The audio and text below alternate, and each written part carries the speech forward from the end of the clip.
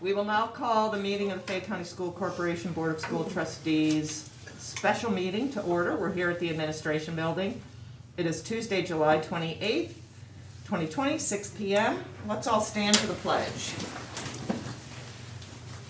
I pledge allegiance to the flag of the United States of America and to the republic for which it stands, one nation, under God, indivisible, with liberty and justice for all. Okay, welcome everybody. It's a short meeting. We'll start right off with Mr. Collins. Thank you, Mr. President, Board. First, I want to thank each of you for working it out to be here for this emergency special meeting. With some of the factors that we are being faced with reopening school, we want to be sure we do it right and we do it as safe as possible.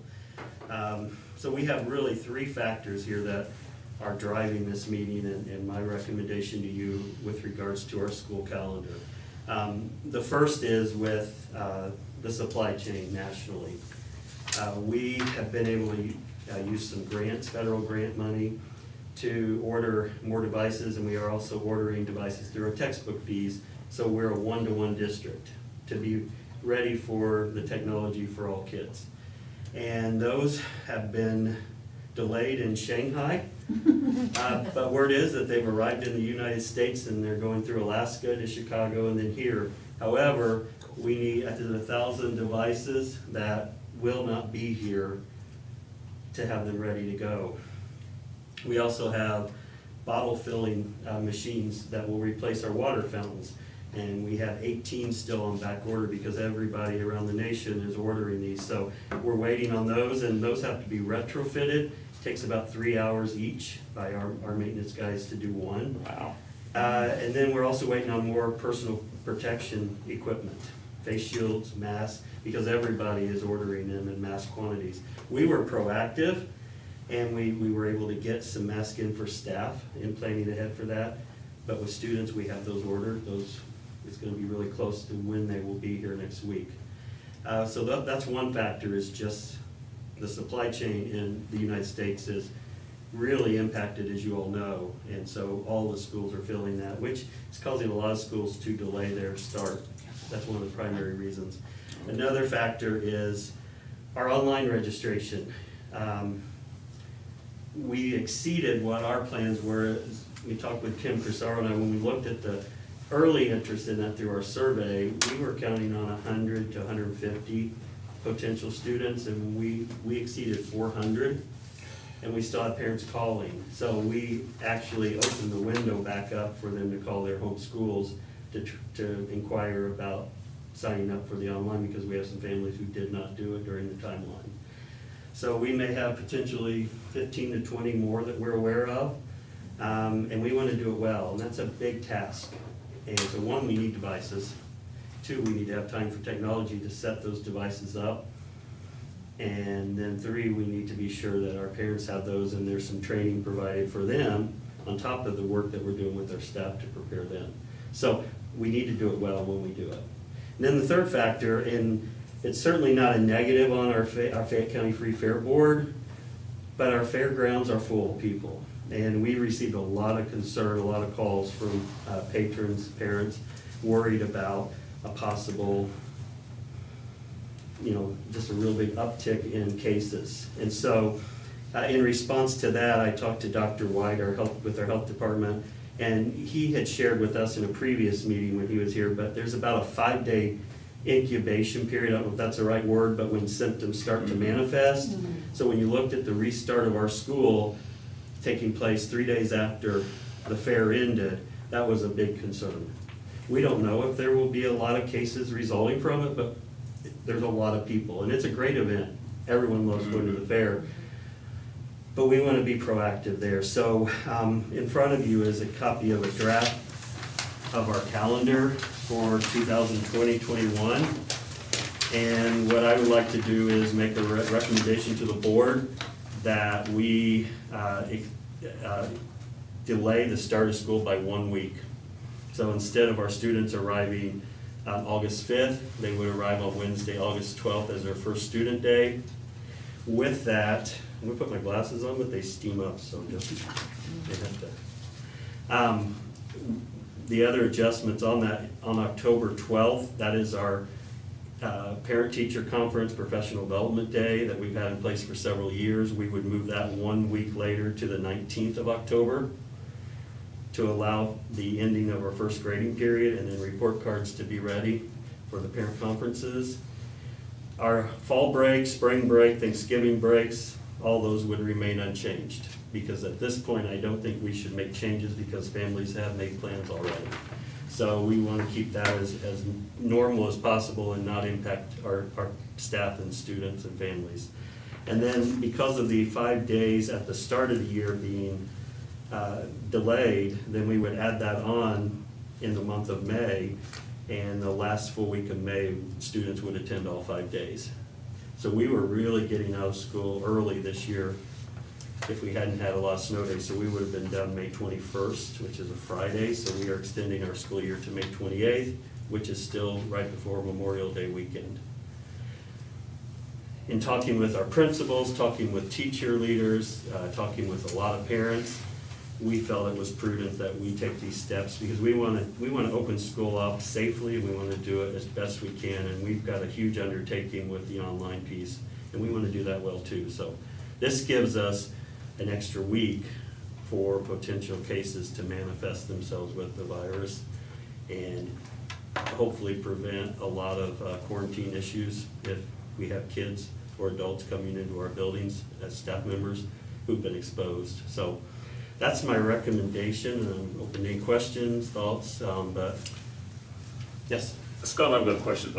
Of all these online, these 400 online, they go a couple weeks or so into the thing. Is there a chance they could change their mind and then send their children to school if they were comfortable? They can. Say for instance 30 days or whatever. Every 9 weeks. Every 9 weeks. So at the end of the first 9 weeks, which would be mid-October, they could contact their school principal and say, you know what, that maybe things have changed with this virus, people are not as concerned, or maybe they see all the steps we're taking in our schools, because we are very proactive. All the things we're doing, it's safety first, but we need kids back in school. I think that was the consensus of this board, and Dr. White even said that. He said kids need to be back.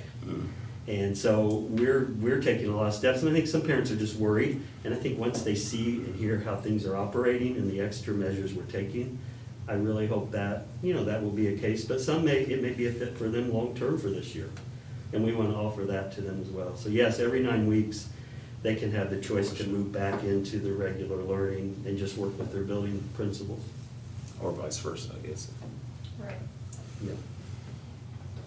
My concern was, and I've had a lot of parents asking questions, that what we're doing with our virtual school this time, and you guys have done a fantastic job with that, bravo to everybody, but it is so completely different from what they had before.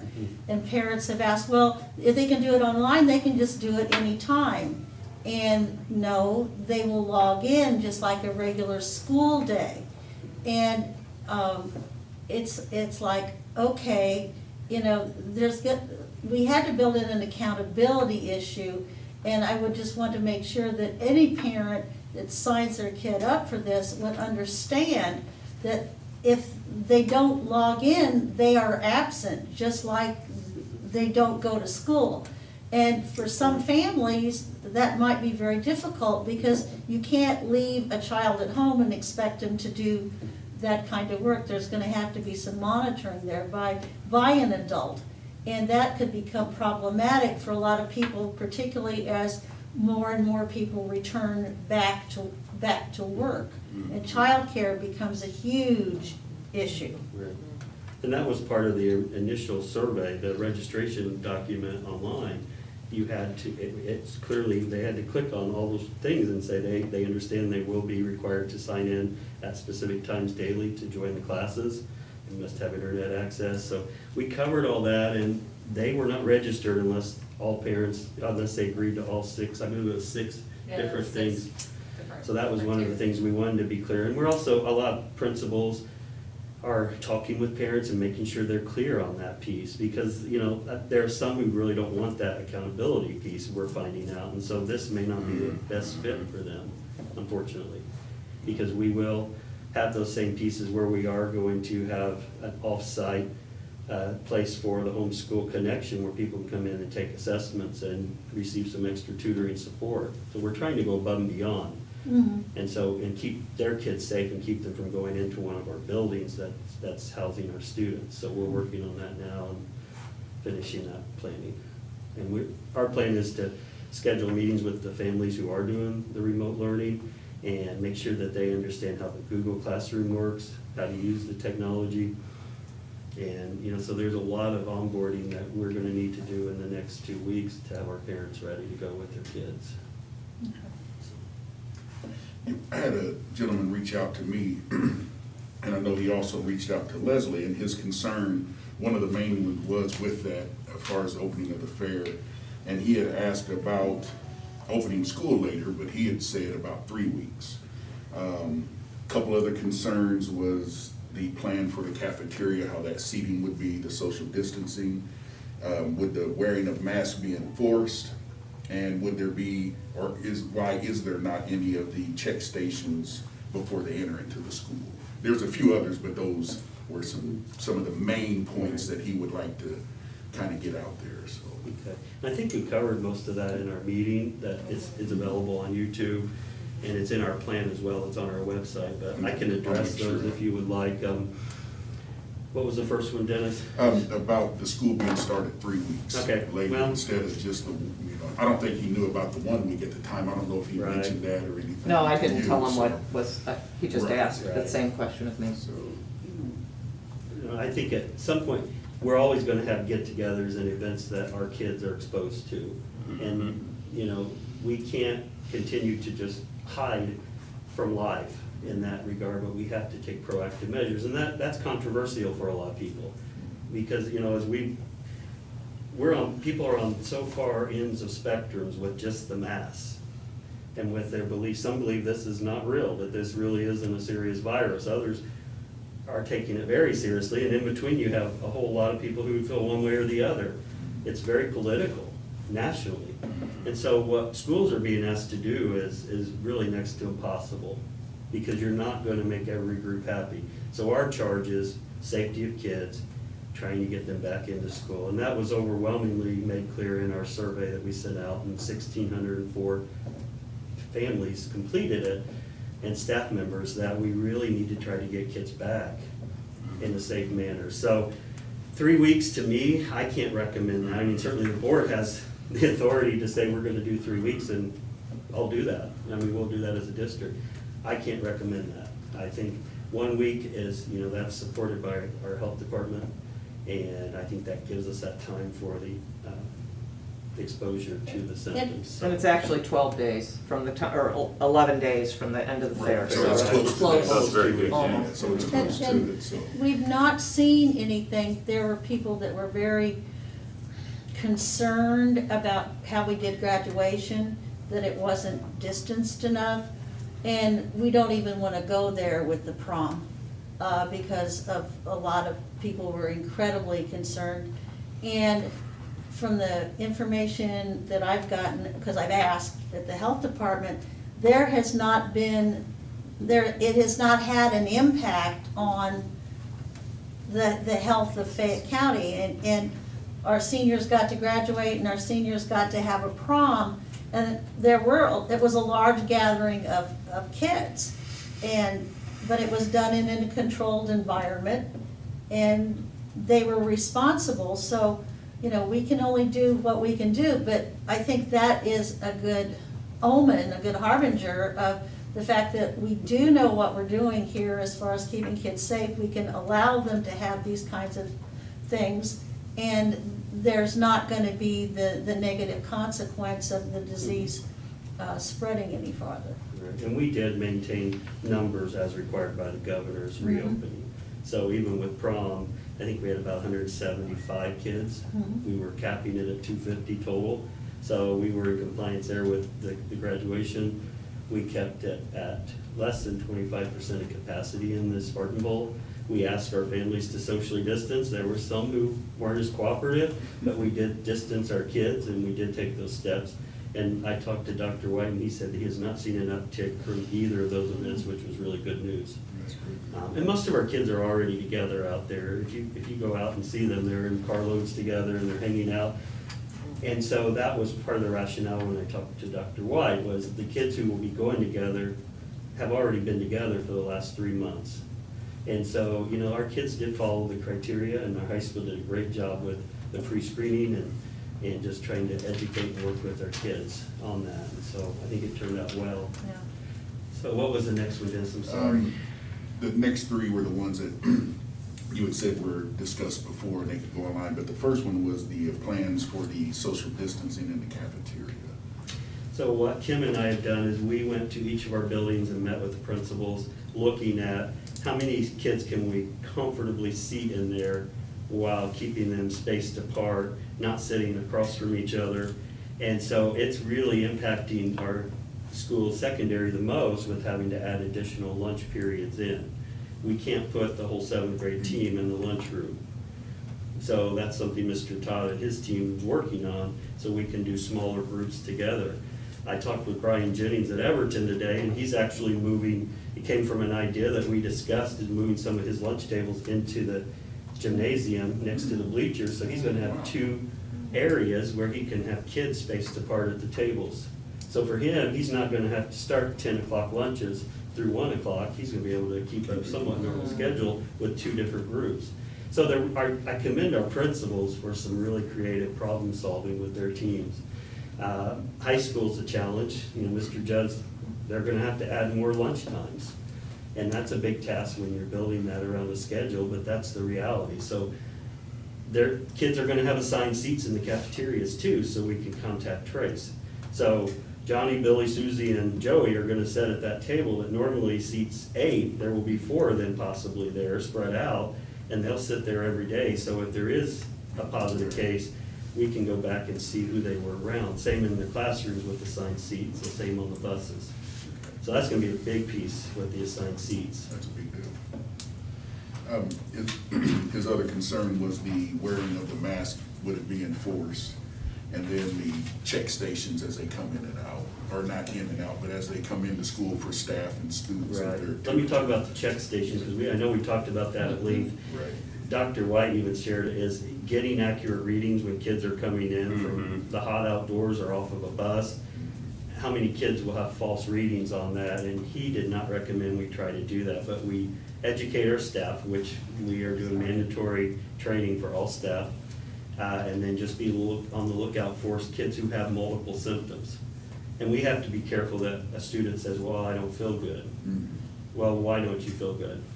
So if his stomach hurts, okay, well, we'll go to the nurse if you need to check it out. But if they have multiple symptoms with the symptoms of COVID-19, then there will be a separate room in the office area where kids will go, so they're not mixed in with kids who are coming down for medications or maybe spraining their ankle in gym class. So we're gonna take precautions there, but that was not, I don't know of any schools who are doing that in our region, because you get so many false reads. Because we talked about, do we do it on the buses?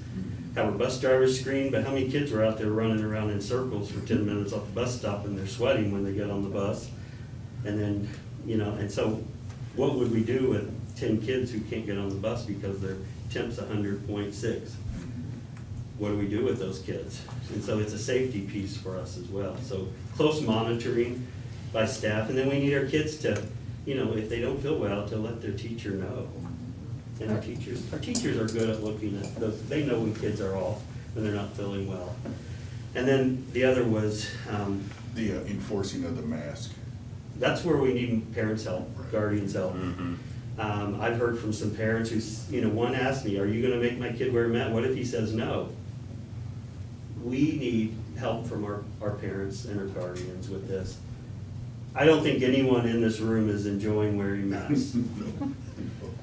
And, and I understand, I have friends and relatives who are on both sides of that spectrum. And whether I believe in the importance of them or understand all the science behind them, I'm not a doctor, but if it keeps us safe and keeps us in school, and prevents the spread of a student or staff member taking it home to a loved one or keeps our own staff safe.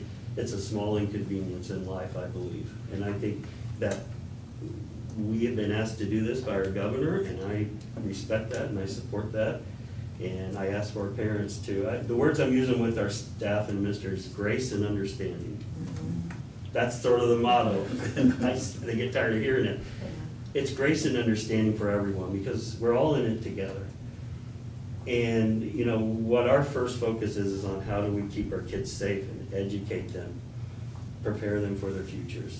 So that's the big piece is we're not wanting to do a gotcha. We talked about that with our principals. We don't want to turn this into punitive action. It's more of, hey, you know, come on, we need to be wearing masks, that's a requirement. But I also want to let our families know that the governor has provided some flexibility with that. And we're going to send out more information to parents. We have some information on our website already.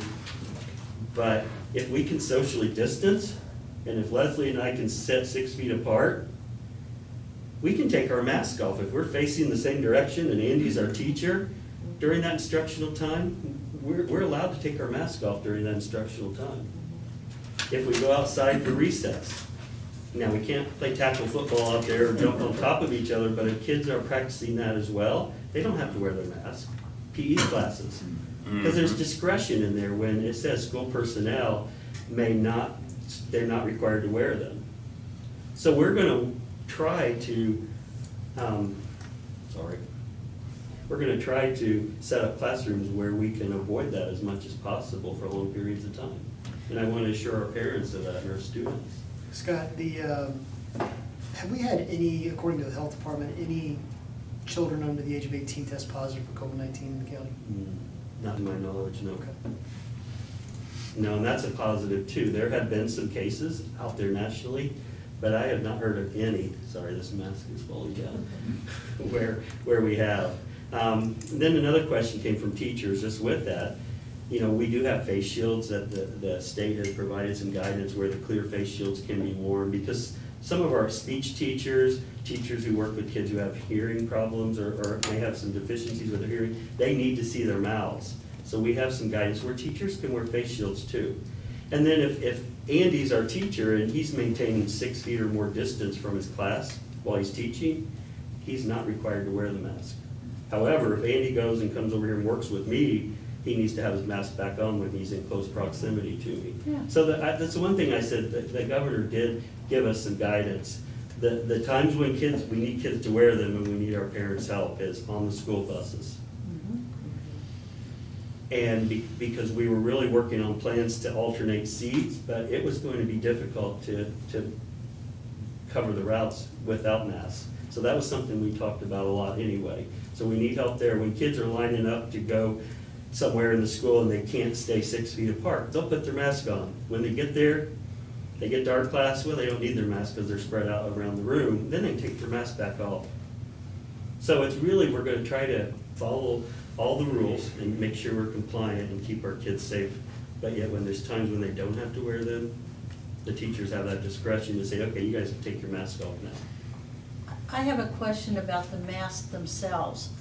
I had a parent come to me and said that she had gotten a mask for her child and was very concerned about her child. And I said, well, that's great. And she showed it to me, and it was very politically charged. Are the masks going to have to be neutral? That's going to be in our guidance that Kim and I have already talked on. She's working on some language for that. But we're going to treat it, and this comes from a recommendation from our principals. We have dress codes in place for t-shirts and sweatshirts, hats.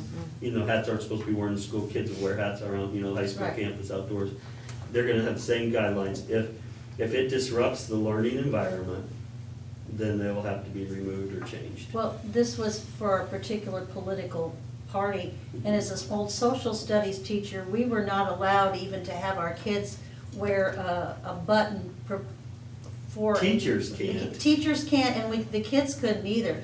The only place we could have the political buttons was in a display in our classrooms, because the kids were not allowed to wear them during the school time. And I would assume that that same kind of thing would have gone on, and this has gone on for years, where the kids couldn't wear, like if they wanted to say vote for John Smith, they could not wear that button in school.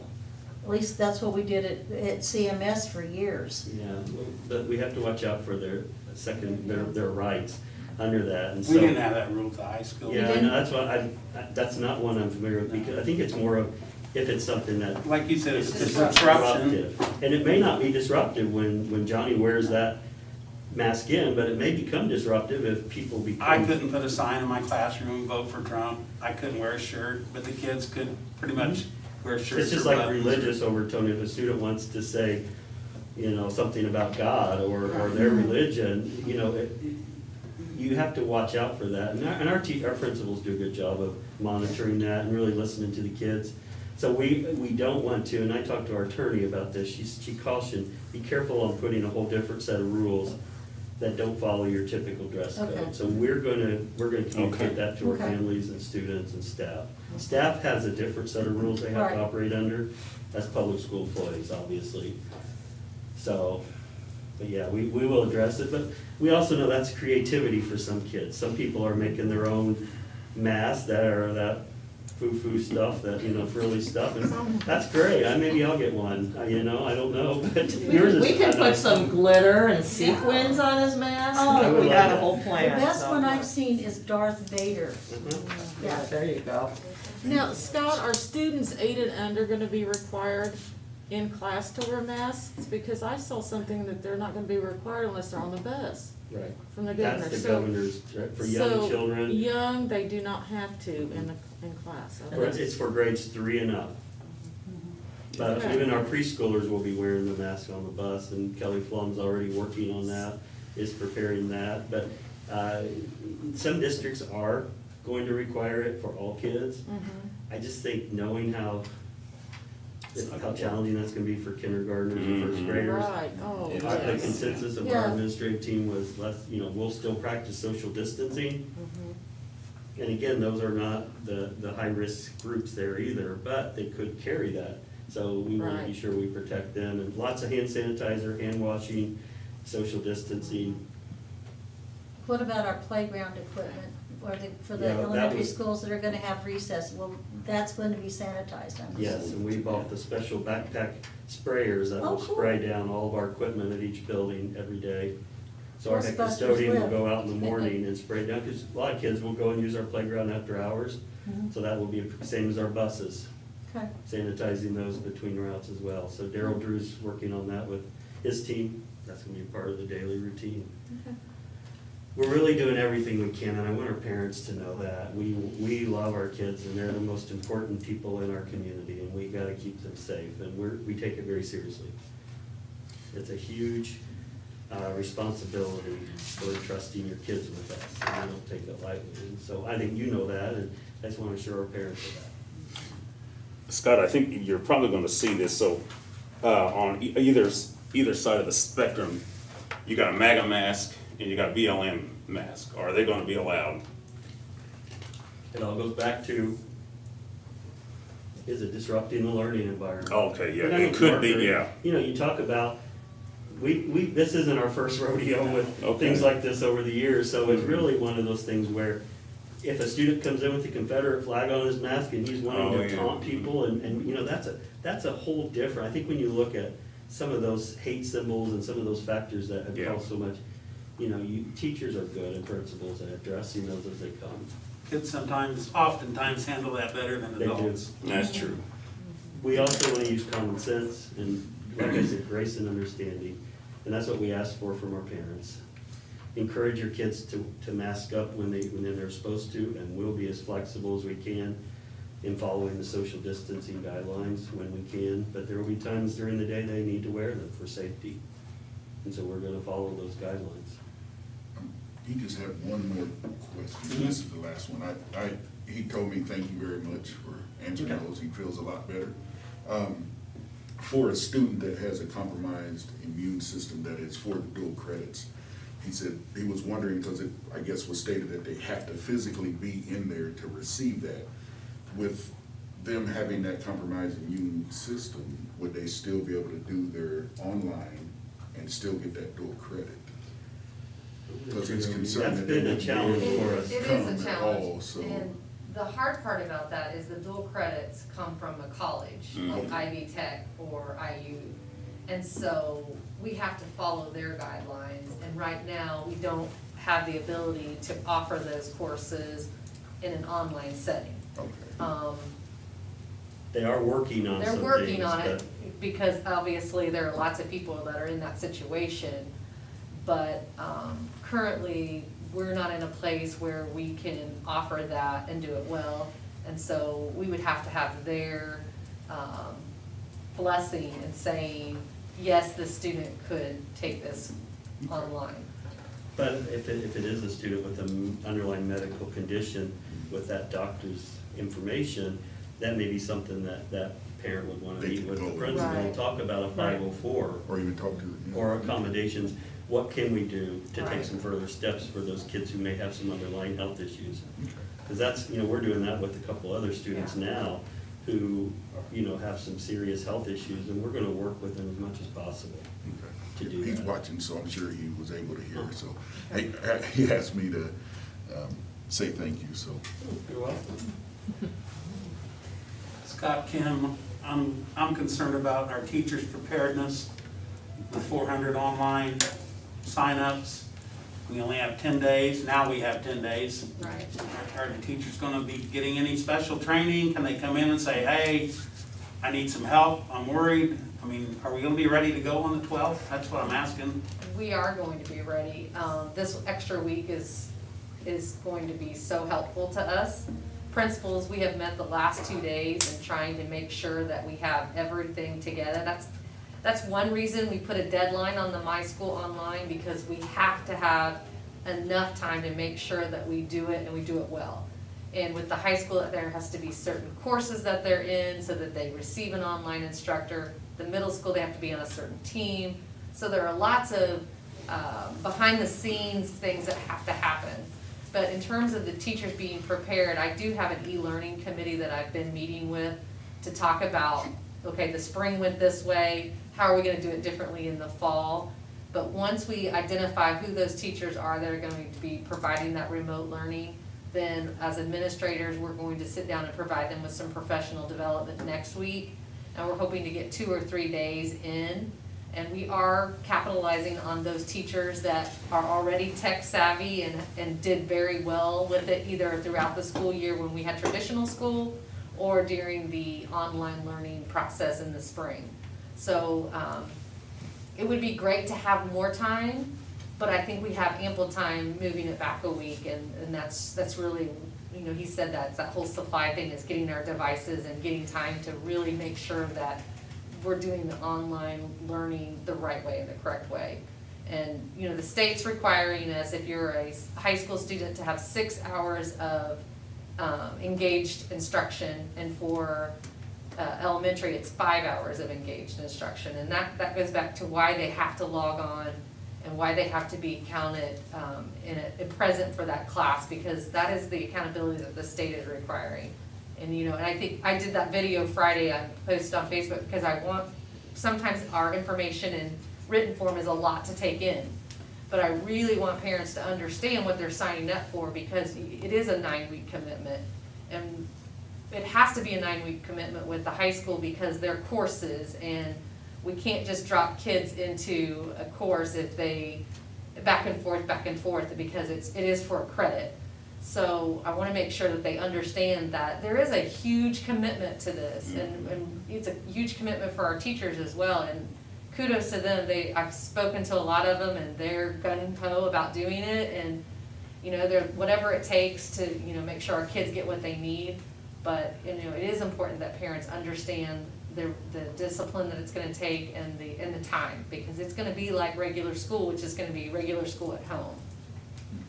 Scott, one other thing I want you to ask, or not to ask, but to talk about the surrounding schools that feed into our vocational school and their schedules. Right, I've talked with all those superintendents in some form over the last couple of days. I know that there are at least 2, possibly 3 that feed into our career center that are looking at the exact same delay of school for similar reasons. They don't have the fair necessarily to contend with, but I was talking to one area superintendent, he said, half of my community's over at your fairgrounds. He said, I know, because I live close to 44, and I see them heading your way, Fair Week. And I said, I know, and he said, so we're concerned about that exposure too, because we have so many people who come over because they enjoy the fair. But, you know, I think that I believe Richmond and Northeastern have already changed their dates to a week later. I know that a couple of other districts in Wayne County are looking at that this week, and I know Rushville had a special meeting tonight too. I'm not sure what all was on that agenda. I'm sure it's this stuff. I mean, I'm guessing. And then I haven't heard for sure on Franklin County yet. I know that there was some discussion. I don't want to speak for them. Right. But, you know, the Career Center, you know, those teachers in that building will follow our schedule. Union County already started a few days later. They already had that plan, so they're going to probably be okay. They'll start similar to us. But that's another coordination piece that sometimes our parents don't realize, that we impact 5 other districts with our decisions. So we try to be good partners, but ultimately we're going to make the decision best for our kids in Fayette County, and they know that. And then back to what Kim said real quick with the training. When we originally looked at numbers from our survey, we thought we might need 1 teacher per grade level in K-6. The numbers are much higher. We have some grade levels with 30 plus. So, you know, our principals met with Kim today, and they came up with some really creative ideas. So we were set to go with, we had teachers for 1 teacher per grade. We thought we're in good shape. Now we're looking at 2 or 3 teachers, or even some other creative ways, because the one thing teachers, they don't want to lose contact with their kids. Right. And so that's the step, that's what, they made some really good progress today in that planning, with some ideas. I think our secondary will be more clear cut, because you have periods. So an Algebra 1 teacher may have 24 online kids, and that will be his second period class. And he'll do it through video. That's what we're doing differently than a lot of districts, is kids are going to join that class and they can ask questions, and the teacher can say, Andy, hey, what do you think about this? Give us your answer. Andy's going to need to be paying attention and doing his work. He can't be playing video games in the background, because Yeah, Andy. or watching iVideos or whatever. Andy always paid attention. That Yeah, wasn't so an what I'm issue. saying is, we need kids to be engaged as learners, because that's what they need to be doing. And so a lot of districts are just doing a virtual option where it's being taught by people not even connected to their schools, and it's a lot more just, you know, it's just different. And so we're really trying to keep our kids connected. So if parents are on the fence, or we had some parents say, we're gonna do the virtual school, we're gonna do something else that's not connected to us, I'd say reconsider. If you're really set on doing remote learning to start the year, I think we're gonna have a really good product out there for our kids. But I heard just this afternoon that Richmond was going to a hybrid thing, that the elementary kids were going to school 5 days a week, and the middle school and high school kids were going 3 days a week or something. And I have a friend that lives in the Richmond school district. They said it's a nightmare. It's an absolute childcare nightmare, and we have childcare issues here anyway. And I'm thinking, how would you do this if you had children in different schools? So we provide a really good product, I think. And we have open enrollment too, pass that around. Other districts, if they like our product, that's, you know. Oh. So that's really all I I have. can make a phone call. Any other discussion? Okay, it seems like it's time to ask for a motion to approve the return to school plan revision. I so move. Thank you, Ann. Do I hear a second? Awesome. Thank you, Chris. Any further discussion? I just want to thank you again. We are, I'm sure all of us board members, I know, I speak for myself, are very humbled by the amount of work you all are doing. It's unbelievable. I know that Scott's sending out emails in the middle of the night, so you know, he's not sleeping. And our Kim's teachers not are far gonna be behind. in that same boat. Yeah, I really appreciate the fact of what they're gonna have to deal with, and the acclimation all right. period, and And all the all the concern in the community on both sides, and I know teachers are hearing it as well as all of you, so. And we do listen. I mean, Yeah. we do take that to Right. heart. It's not, we listen and, you know, we stay on top of that because it is important. And if parents have concerns, they're valid concerns, Right. and we don't ever want to sell anyone short on that. But we're making decisions on the lives of 4,000 people in Fayette County Schools. Right. You know, students and staff, and it's a big task for any of us right now to try to do what's best, using the best information we have, working with our health department, and listening to our families, listening to our staff. So I appreciate all your support as well, and we will post this, if approved, this will be posted on our website for parents to review as well. Okay, then we're ready for a vote. All those in favor signify by raising your hand. Opposed, same sign. Motion carries. I so moved, make a motion. Public probably doesn't know what we're doing, but we're adjourning. And may I hear a second? Second. Thank you, Dennis. All those in favor signify by raising your hand. Opposed, same sign. Meeting adjourned. Chris, you know